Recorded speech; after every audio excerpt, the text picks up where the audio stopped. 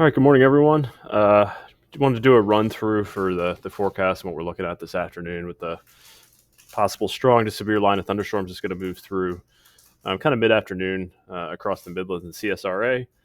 Going to do a quick overview of what we're expecting in terms of the hazards, and then I'll kind of do a bit of a sciencey section, kind of running through what we have in the area forecast discussion that may interest some of you. Getting into some of the more details about what's going on, but overall, we have a really deep trough, especially for late May, digging kind of into the Mississippi Valley, down into Kentucky and now into Tennessee. This is causing some cooling aloft, which is increasing the instability in the atmosphere. That's going to set the stage for some potential of those strong to severe thunderstorms this afternoon. You can start to see here some of the evidence of the line of convection developing along this front. It's definitely easier to see here in the radar, where we have some strong convection developing across northern Georgia now, moving into the Appalachians, and this will intensify as it moves down through the upstate and into the Midlands and the CSRA. It's a simulated radar here that's pretty good confidence across all of the forecast models now in this, so we have relatively high confidence in this forecast going through the rest of the day. Again, we have that strong convection by about 2 p.m. moving into the upstate, then digging southeast towards the I-20 corridor by about 4 p.m., give or take an hour on either side of that. And then moving down into the southern Midlands and coastal plain by about 6, and probably exiting the area by 7 o'clock. So it'll be kind of a quick hitting system. We're expecting some damaging winds associated with this line. Generally, kind of across the whole area, we're probably going to see 40 to 50 mile an hour winds with the line. And then embedded within that, kind of a few pockets of those damaging winds are expected. Possible tornadoes, a couple of weak tornadoes that develop along this line is possible.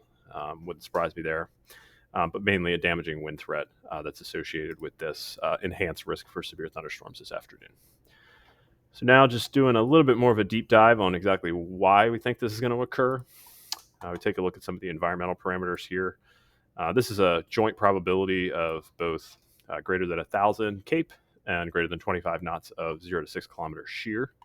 And you can see by this afternoon, most of the area has extremely high probabilities for this to occur. So as that line moves into the area, the environment associated downstream of it and around it is favorable for some organized convection to develop, which will enhance and help drive some of those strong winds aloft down to the surface, like we see with these strong lines.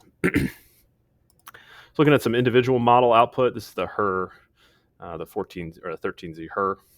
Again, it has a pretty good grasp on what's going on currently with that kind of scattered convection across northern Georgia, and then really ramping up in the coverage and intensity into the upstate earlier this afternoon. And then again, towards the I-20 corridor, this time here is about 20Z, so this is about 4 p.m. And then again, exiting most of the area by about 7 o'clock this evening. So a pretty quick hitting system. You can see the HRR is starting to resolve some of those little bowing features that we tend to see the HRR resolve in these stronger lines of convection. Also, potentially areas where we could see some chance for some mesovortices and potential tornadoes. But overall, kind of bowing segments with some damaging winds is definitely what the HRR is favoring here.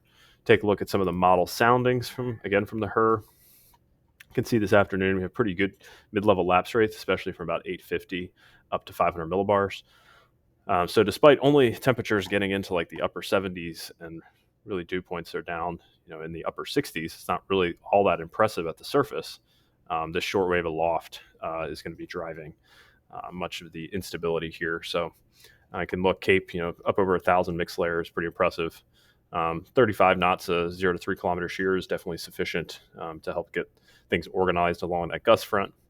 And then we see those stronger winds aloft up by 500 millibars or so, 60 to 70 knots, which in strong, deep, robust updrafts, you'll be able to mix some of that down to the surface given this environment. And that's why we're thinking that damaging wind and then kind of a secondary threat of some isolated tornadoes. So overall, if you have any questions, you can pop them on here or give us a call or anything. We'll let you know. Thanks.